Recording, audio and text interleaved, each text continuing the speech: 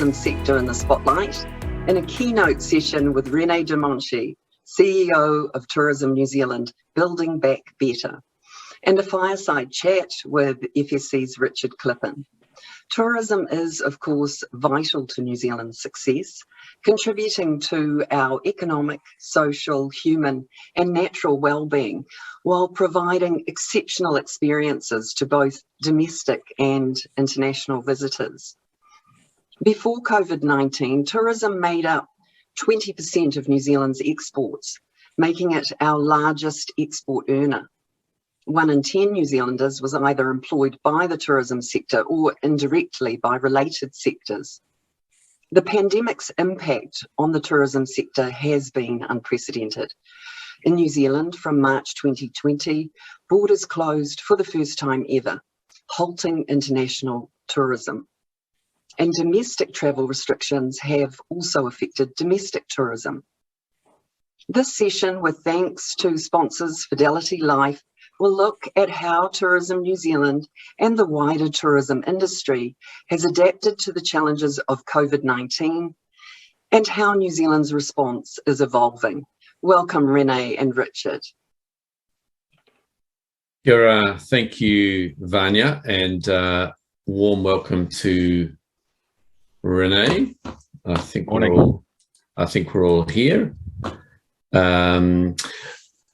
Just to pick up a conversation from Vanya and a warm welcome to René. You know, the tourism sector is such a proud and iconic sector in New Zealand, and the ability for us to shine a light and René to meet with you and find out really what's really going on in the tourism sector is really important. So folks, just a little bit about René. There's plenty on the Attentify platform to find out more, but René has been with Tourism New Zealand since August 2015, and he has 20 years of global experience in a range of different sectors and industries, and has a broad and wide remit within his Tourism New Zealand role. So with that, let me welcome René. The way we're going to run this session is René's going to just make a few opening comments, and then we're going to have a fireside chat. And as with all sessions in the FSC, totally welcome input from people. So feel free to use your chat button if you'd like to join the conversation. And with that, a warm welcome to René for some opening comments. Perfect. Thank you very much, Richard, and thank you for having me this morning. I'll kick off, as you say, with a few opening comments, set the scene, and then look forward to a bit of a conversation around tourism. E titi e te tā, rau rangatira mā, tēnā koutou ko René aho, no hanua aho, no reira tēnā koutou, tēnā tātou katoa. So thank you very much for having me today. I'll give you a little bit of an overview of tourism and what we do and how we're thinking about the future, and then look forward to a conversation. But as many of you probably know, Tourism New Zealand is a Crown agency or a Crown entity. So we are responsible for marketing New Zealand. And up until COVID-19, we were exclusively responsible for marketing New Zealand in international markets. That's obviously changed through the crisis, where we now also do domestic tourism, which I'll touch on a little bit. Our role is really focusing on how do we maximize the contribution of visitors and realize the positive impact on communities that tourism makes possible beyond just economic. So we talk about the 4 capitals as obviously an economic model, but equally look at the other capitals in terms of visitors' contribution into New Zealand. Look, needless to say, I love travel. That's why I work in this sector. I believe it's nourishing. I think it enables connection and exploration, and something I think the world needs now, probably more than ever, after 20 odd months of looking at each other through a screen around the world. And look, as Richard touched on in the introduction as well, is that prior to COVID, domestic and international tourism generated over 40 billion New Zealand dollars to the economy. It was our biggest export earner, and it supported many of our communities. I think employed 1 in 8 people in New Zealand. And within that, which is a kind of a little known fact, I think, but domestic tourism made up 23, almost $24 billion, so over 60% of that. And I think that's been a big wake up through this crisis, is people remembering that actually far and away the biggest segment or sub-segment of tourism is us, New Zealanders, getting out and traveling in our own country. So it's no surprise that obviously the COVID pandemic's had a massive impact, the first time we've ever closed our borders. I also say that that impact has been very uneven. So you see parts of the country, let's say, for example, Taranaki, which had predominantly a domestic tourism focus prior, have actually, from a tourism perspective, done pretty well during the crisis and are probably up in absolute terms in terms of tourism spend in their region. And then you've got other regions such as Te Anau, which was, 80, 85, 90% reliant on international visitation. That's had a dramatic impact on that region and the operators. So look, obviously the operating environment's changed significantly, and our role to maximize the contribution of visitors is as important as ever. And as we've stepped into the domestic space kind of over the last 20 odd months. So if I think about what are our key focus areas for the current financial year, we continue to grow brand desire to make New Zealand irresistible for visitors, for future visitation. And we do that for a couple of reasons. One is, and here's some stats, in the global context, pre-COVID, we are a super niche destination. We represented 0.3% of global travel or 0.8% of global travel spend. So niche, super niche, at the end of the world, whatever language you want to use, that kind of represents. So we have to work quite hard at finding the relatively small group of people that are interested in coming to New Zealand and get them to dream about it, entice them to it, so they make that visit in the future. The other core reason we do that is to keep a demand layer going, so that we're also interesting for international aviation. It's so we can say to international aviation carriers, look, there are this many million people in your country interested in coming to New Zealand. That means that there is enough there for you to fly your planes to New Zealand. Crucially important beyond just inbound tourism. Our second area of focus is obviously drive domestic demand. And the third is how do we accelerate the recovery by scaling up high value conversion across markets and audiences as it opens up. Look, I'll talk a little bit about domestic, which is a new area from us. We were given that responsibility when the border first closed by encouraging domestic visitation. And one of the key challenges of that was really to get Kiwis to think about traveling around New Zealand and really think of it more as a holiday destination beyond just the core period. So getting people out and about, exploring new areas. We landed quite quickly on our campaign, which is still running, as Do Something New New Zealand, trying to get the habitual nature of domestic travel changed a bit, whether that's going to a new region or doing something different in a region that you already visit. And our job is to help change that mindset, showcase all the amazing things that there is to do in New Zealand, and really have it as a kind of #1 destination for Kiwis. So it's really pleasing to see that we can track the impact that our marketing is having, and a really measurable impact in terms of boosting the spend around the country. Acknowledging, of course, that we've got a captive audience, but nonetheless, we've actually found ourselves competing more with spa pools, boats, and home improvement stores in terms of getting that discretionary spend on holidays. New Zealand has come out in strong support. For the year to June, domestic spending was up 18%, or 1.7 billion compared to the year before. And we continue to focus on getting New Zealanders out and about. Look, as one of the speakers said earlier, the lockdowns make that super challenging, right? So the month of September, the spend was down 34%. So you can see the impact of the country being locked or partially locked, and certainly Auckland being a crucial customer base for the rest of the country. And we now continue to promote, how can we promote domestic tourism within the new government's, the government's new COVID protection frameworks and the traffic light system, and have come up with lots of different innovative ways that we can get people to participate in the tourism economy. Just recently, we've launched our gifting campaign. So if you haven't done your Christmas shopping, have a look at newzealand.com, our site, and you'll see over 500 operators have listed products that you can buy for your friends and whānau for the upcoming festive season. And probably just another couple of things to touch on and then open up for the Q&A. Look, the industry, is fair to say, I know this is about regeneration, this conference, and it's fair to say that the industry is still fundamentally in survival mode, but thinking is certainly taking shape in the sector about how to build back better. So if we think about the future, the government's working on is working with industry, community, Māori stakeholders on what's called an industry transformation plan, particularly looking first and foremost at labour and labour requirements for the sector, but also environmental consequences of tourism. So those are kind of the two big topics for that industry transformation plan. There's also a range of other projects and initiatives in the industry that are tackling how the sector may recover. So Tourism Industry Aotearoatia TIA is an industry association, and they've produced a roadmap to help guide industry about what the road ahead might look like, and advocated for the sector to make changes to contribute to New Zealand's climate change goals. So how do businesses become more sustainable as we get back to rebuilding the tourism economy? For our part as TNZ, we own an agency, a ratings agency called Qualmark, which administers, amongst other things, the stars that you might see at accommodation or operators. And we're helping tourism businesses to demonstrate a commitment to providing quality experiences for their guests. And as part of that, increasingly sustainability and sustainability requirements are part of the requirements of being a Qualmark member.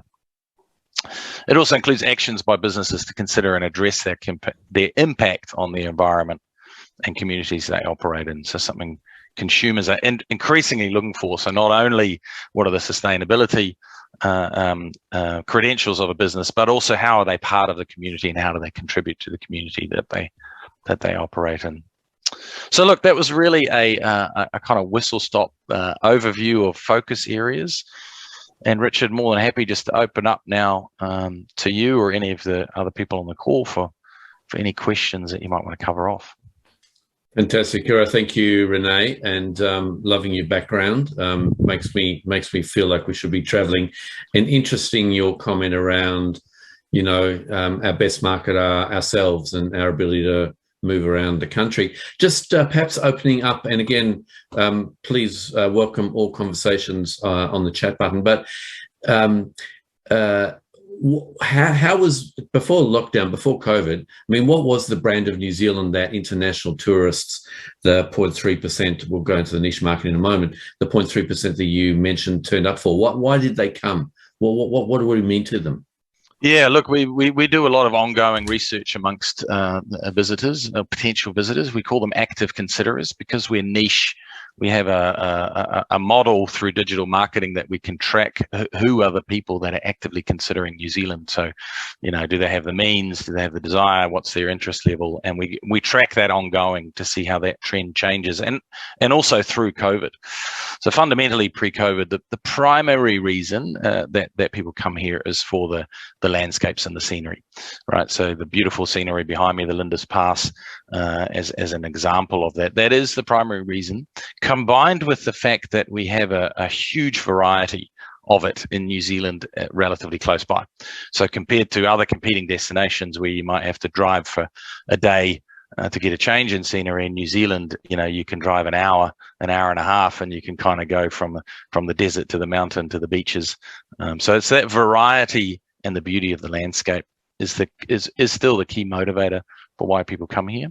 What we also know from kind of exit research, if you like, so once people have been here, we talk about arriving as strangers but leaving as whānau, and that's very much it's the friendly, welcoming nature or the manaakitanga of New Zealand that is the kind of X factor.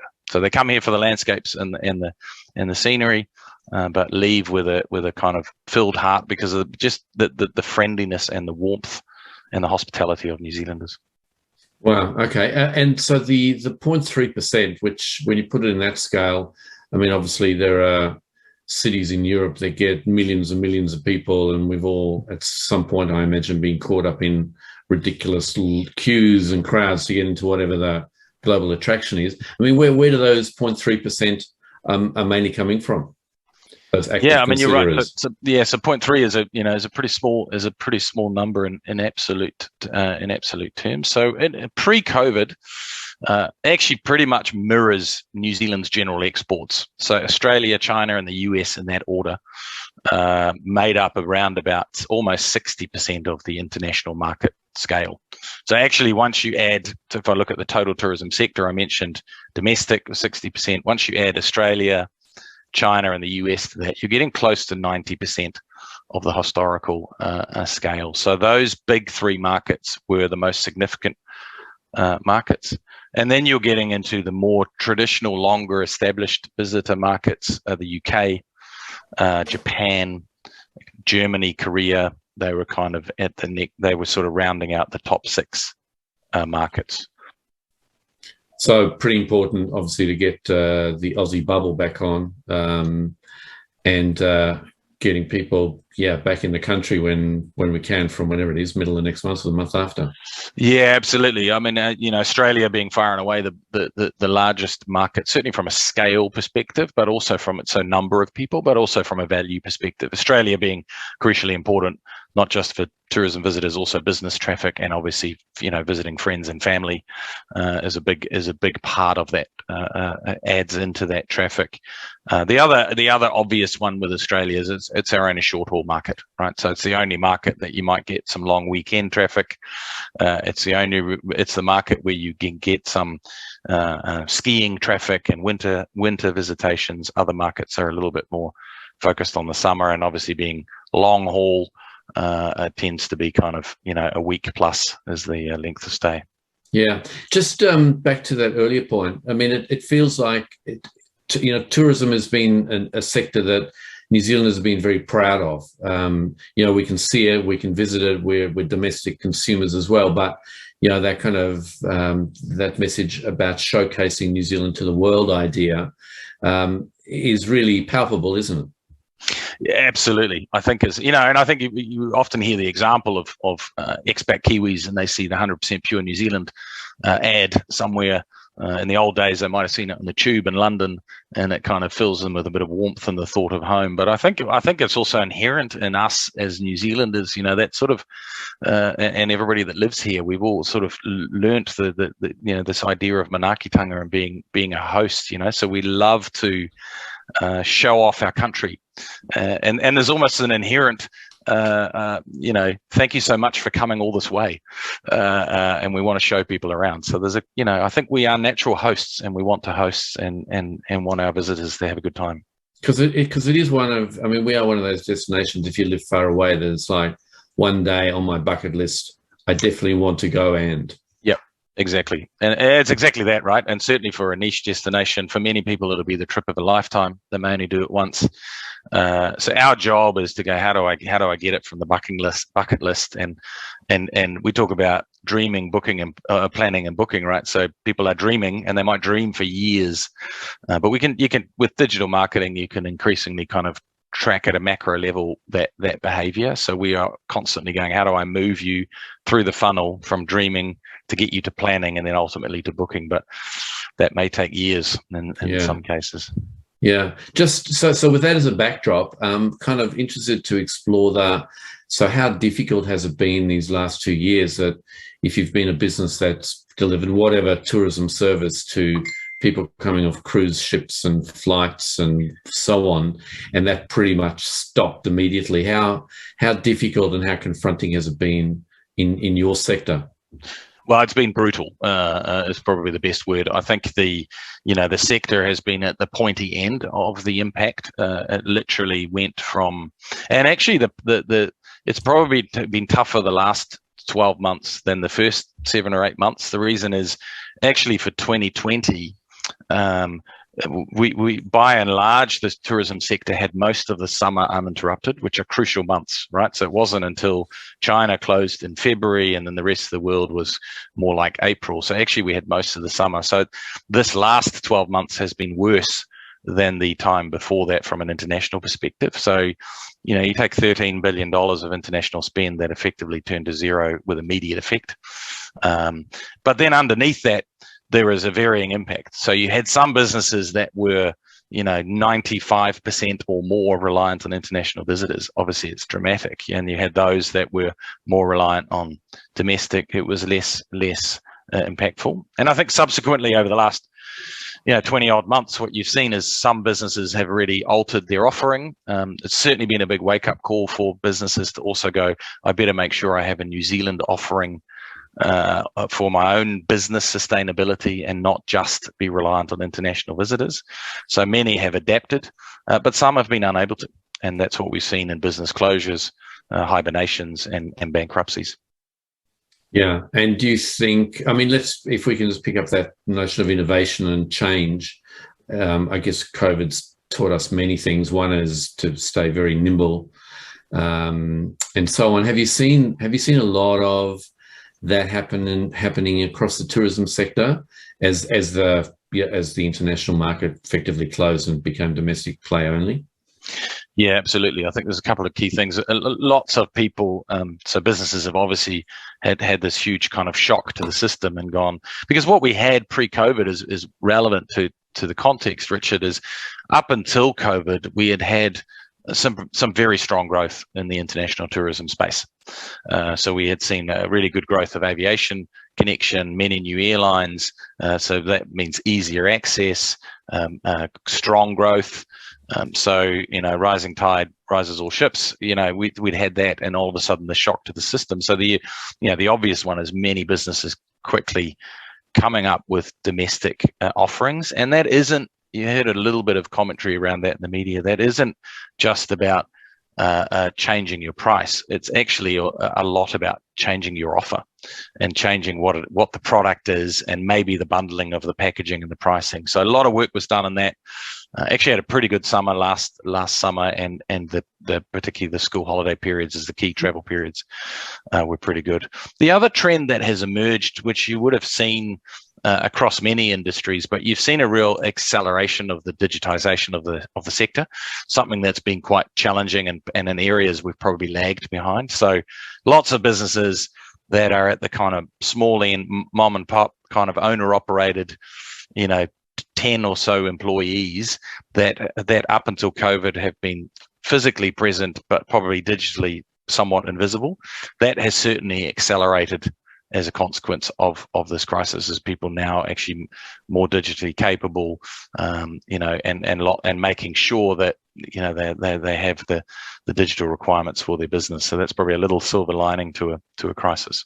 Yeah, just picking up that airline piece, because again, for us in our sector, this is a window into a totally different sector.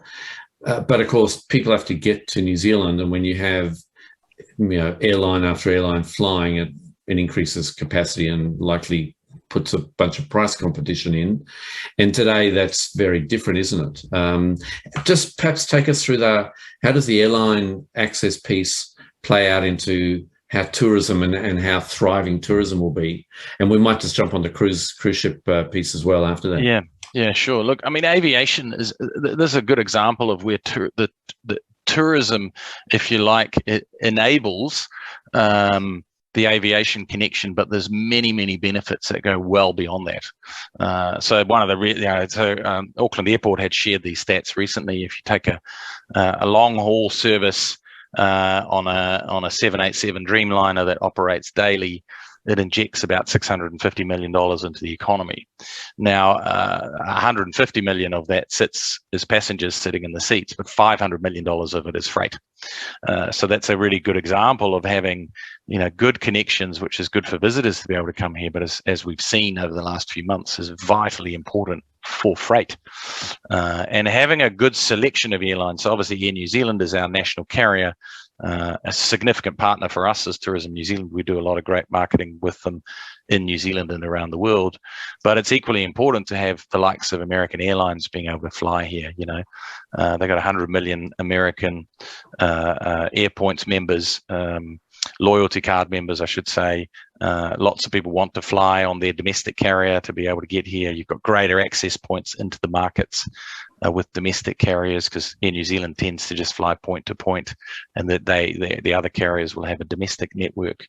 But what is crucially important as part of that is, the freight enablement that comes through these passenger flights, whether it's live seafood, computers relevant at the moment, for the amount of pharmaceuticals that are flowing into the country, through air freight is vitally important. And certainly from where we are geographically, right, we are massively reliant on having good air links, and having multiple carriers to multiple ports is going to be crucial for us to come out of this crisis.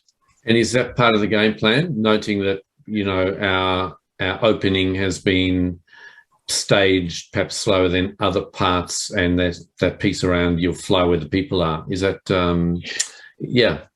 Yeah, it's absolutely crucial for us. So, we are selfishly from a tourism perspective, we need, the flight is one of the biggest hurdles to coming to New Zealand. Access to the flight, the cost of the flight, the time on the plane. So the easier we can make that, the lesser the barrier for travel. But we're certainly aware that aviation's benefits to New Zealand go well beyond tourism, and as part of that, look, we're a Crown agency, right? So part of our role is also to give free and frank advice to the government. So we are also advising that in kind of the first quarter of next year, by the end of February, these international carriers are going to have a sense of when will New Zealand be open without isolation requirements, so that they can start to think about deploying their fleet for our next summer, so from October next year.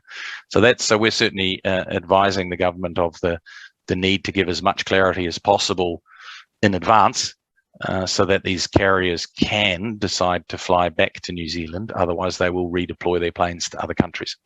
Just thanks, René. Just that quick one on cruise ships. If you live in Auckland, around this time of year, there'd be daily, sometimes 2 or 3 big ships rolling in with people jumping out and going to all points. Obviously, again, that stop. What kind of impact did the cruise line industry have in New Zealand? And again, what's the indication of opening? Yeah, cruise is also doing it very tough for multiple reasons, right? Obviously the closed border scenario, but equally, probably some concerns for passengers being in close proximity. Although I think at a global level, by and large, quite a lot of the cruise industry is restarting again. For us, if you looked at it in isolation, as a sector, it would have been in our top 4 or 5 of a market as a market, if you think about number of passengers and the value of that. The other benefits of cruise is that they will travel widely around the country, so they get out. The cruise ships that go around New Zealand will go to multiple different destinations, and it's another example where the impact of the economic impact of a cruise ship goes well beyond just the visitor spend, right? So the ship needs to restock, reload, the crew they need, the supplies they need, the fuel, all of those things, so the economic impact of cruise reaches quite deep into the economy, and similar to airlines, they are expensive assets that they need to have a reasonable amount of certainty that they can deploy those assets somewhere that they can be utilized uninterrupted. So they will also need a kind of forecast of clarity of when they'll be able to come back before they'll deploy their fleet to New Zealand. Yeah, just we were talking earlier in the week about the government's kind of reset or new plan, and of course it feels like there's been an opportunity to rethink targets and markets and types of tourists that come to New Zealand. Can you just paint a bit of a picture about what that looks like? There might have been some stuff in the press that said, no to backpackers or no to freedom campers, but it's a bit more complex than that, isn't it? Yeah, it is, and it's a really good and a really topical question, right? And certainly from our perspective, what we focus on entirely is what we call high quality visitors, and I intentionally say quality versus value, because just thinking about dollars is a little bit too blunt of a tool. You need to have a certain amount of money to be able to come to New Zealand, right? We are reasonably expensive in terms of time, distance, and money. So that's always going to be a requirement and part of our filter, if you like, for targeting people. The reason I say high quality is that we also look at other metrics. So give you an example. You mentioned backpackers. So actually backpackers, whilst their spend per day is relatively low, their spend in absolute terms was one of the highest because they come here for a long period of time traditionally. The other benefit is they will generally travel from Cape Reinga to Stewart Island and visit every region along the way and do activities in most of those places. So they're high users of tourism activities. Then you can kind of get into other secondary and other benefits, that sometimes they also make up some of our seasonal workforce and so on and so forth. And equally, if you think about other markets, so say Chinese pre-COVID Chinese visitors were the highest spenders per day, but we're more likely to come here in February, January, February during Chinese New Year, so that's in our peak season. We're more likely to go to the hotspots, Queenstown, Aotearoatia, so less geographically dispersed. And then maybe as a last example, we think about historically, you might think about, say, visitors from India. They tended to come outside of our peak season. So it's a little bit how the measurement of a high quality visitor. Economic benefit is certainly part of that, but we also look at time of year, where they go, what they do, what their behavior is, makes up a kind of rounded out picture of a high quality visitor. Yeah, nice. Certainly speaking from personal experience, having spent 2 years trekking around the world as a poor young backpacker, you know, the places I spent time in, you know, that gets in your blood, and I keep on going back because it's kind of part of who I am. It's part of my past. It's part of my future. So exactly, you know, I'm sure there's more on that. Just can we just pick up that discussion? And mindful, there's been a couple of really good questions come in, which I'm going to go to in a moment. Just that piece you mentioned around staffing and careers, and you know, people would come and work, and you know, you go to Queenstown and you've got every language under the sun. These are people, you know, following the snow. I mean, how's that changed now with really, yeah, that whole kind of mobile workforce and tourism force is very, very different now. Yeah, I mean, there's a clear reason why the government's chosen to have labour as the first topic in its industry transformation plan conversations, but certainly historically you had places like Queenstown. You're right, every accent under the sun you would hear out and about. It's certainly a challenge, as it is with many other sectors in terms of labour, and already as the sector thinks about scaling up, that will rapidly become the biggest challenge in terms of how can I scale up and how can I get the labour. And it's a complex issue, so it's not just a matter of the salaries, it's also the type of work. It's weekend work. Quite often it's in very isolated places like the Linda's Pass. So the nature of the work, I think, is always going to be a mix of New Zealanders and internationals, because of, you know, what you said from your own experience, Richard, trekking around the world. You're quite happy to work maybe for a couple of months in a remote area, working weekends or nights, and it's seasonal. It can be a bit more seasonal. So the tourism in New Zealand's international tourism sector, pre-COVID, you know, you had roughly 3 times as many people here in the summer as you do in the winter. So lots of places are seasonal offerings. That will be a challenge again as we scale up, but certainly something that the sector is thinking a lot about. How do we do that? How do you make that more sustainable? You know, one of the best ways to do that is to try and get tourism to be a little bit less seasonal, which is part of the reason why we are also involved in domestic. New Zealanders are more likely to travel outside of the peak seasons than international visitors. So that's one way of trying to even out the demand curve across the year, and therefore business becomes a little bit less seasonal, hopefully. Yeah. Hey, there's a question here that's come through, which kind of picking up this theme around how do we build back better to a tourism sector that has higher paying jobs, higher quality experiences, higher margins, but likely lower demand on natural resources, and therefore becoming a bit more sustainable? That's kind of a bit of a recurring theme, certainly in listening to some of the minister's comments. Yeah, look, that's absolutely a focus, I think, for the sector as well. And as I say, higher value or higher quality visitors is what everybody wants. Actually, there isn't really a part of the sector that wants low value, low quality visitors. Within that, sustainability is the big topic. Now, the challenge for us as a destination, right, is where we are in the world, we are always going to be reliant on a big plane to get people here by and large. But what we found from our own research is that people are keen to kind of offset that for as much as possible whilst they're visiting New Zealand, and they are willing to pay more for it.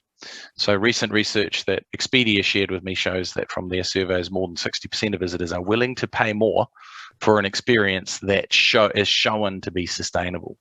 And sustainability, environmentally sustainability, but also sustainable to society, right? So the community they live in, giving back to that community, those things will become increasingly important The other thing that was interesting is from the same research that Expedia shared with me is that went a little bit on the back burner in the midst of the crisis. So people go, I just need to go on holiday, and cost what may, I must go on holiday. But now as the world starts to return somewhat to a bit of normality, you can see sustainability rapidly coming up. So it's no longer a choice for tourism businesses to have a sustainability strategy. It's a requirement, and those that do it best will win. They will win, and they will enable them to charge higher prices, pay their staff better, and I think be reviewed as better operators as well by their visitors. So it's a win-win-win in that regard. Awesome. Look, time for a couple more questions. So what can we, as a sector, within our families, as businesses, how can we help? What can New Zealanders do to better support the tourism sector? Look, I think the reason we stepped into domestic at the request of the government at the start of the crisis was, quite frankly, how do we keep as many operators in business for as long as possible whilst the borders are closed? Our thinking has really evolved since then, but that fundamental is still right. How can you support the sector?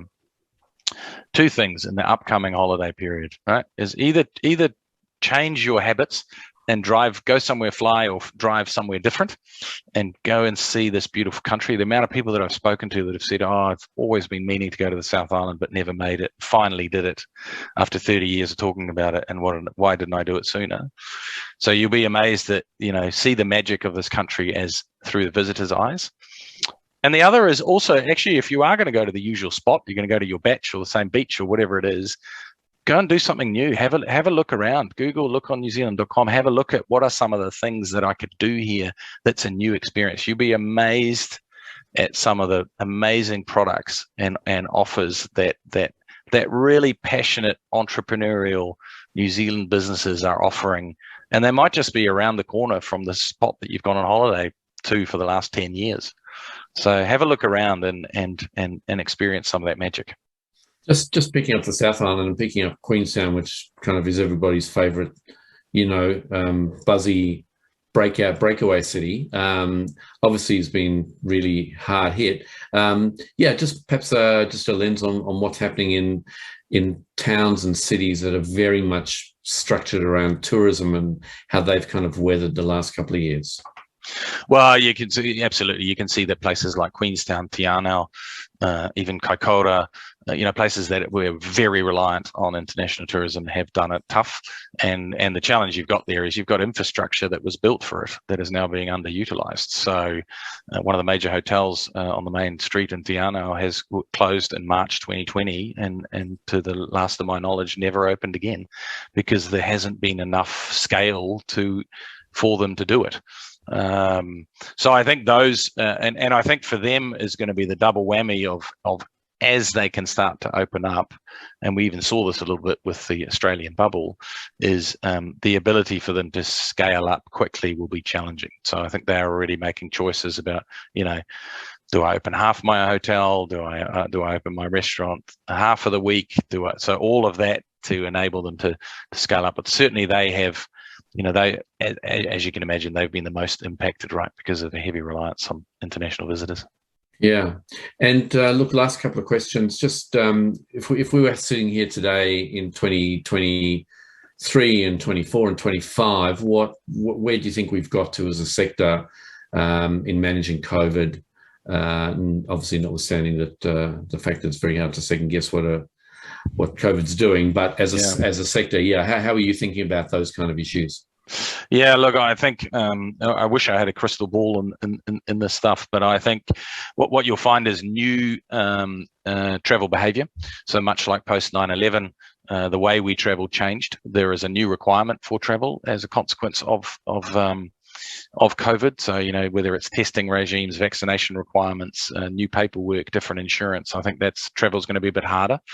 But I think travel is a deep-rooted human desire, the desire to explore and to connect with other humans, and to relax and to reset. All of those things, that desire will overcome all of those barriers. For us as a sector, I think we will come back as a more sustainable industry, sustainability, about financial sustainability, environmental sustainability, cultural sustainability. I think those will all just be the norm, and I think we'll take an accelerated step. And I hope that we remain well connected to the world from an aviation perspective, because that enables visitors to come in, but just as important, enables a lot of freight and exports and imports, and also is our ability to get out into the world is helped by having good air links to many parts of the world. That's amazing. René de Monchy, really appreciate you being with us today. It's been a fantastic discussion and a window into a different sector. On behalf of the FSC and certainly all of our community, we all know people in the tourism sector. We all want it to go well. We all know you've been doing it tough, and as a sector, we are keen to commit and to support. And we thank you for your time. And it's my great pleasure now to welcome Bronwyn Kerwin from Fidelity Life to say a vote of thanks and a few words. But from me, a huge thank you, and I really enjoyed that discussion. Thank you very much, Richard. Thank you. Thank you, Richard. Good morning, everyone. My name is Bronwyn Kerwin. I am the Chief Sales and Service Officer for Fidelity Life, and it is my absolute pleasure to offer this vote of thanks to René for his fascinating insights into the travails, but also the silver linings that the tourism industry has faced since COVID-19 became part of our world. Community-minded is a big part of Fidelity Life strategy, and the concept of Aotearoatia, the guardianship and protection of our environment, is a critical part of that. Certainly the preservation of our tourism industry is also dependent on the preservation of our environment, and it's fascinating to hear from René just the amount of focus that is being invested in returning the tourism sector to its pre-COVID vibrancy. And René, we wish you all the best with that. And I'd also like to thank Richard Klipin and the team at the FSC for picking up the challenge of converting the conference to these virtual sessions. Well done, Richard and team. And finally, to those of you here with us this morning, I wish you all a very happy and safe Christmas. And we look forward to a bright and successful 2022. Thank you very much.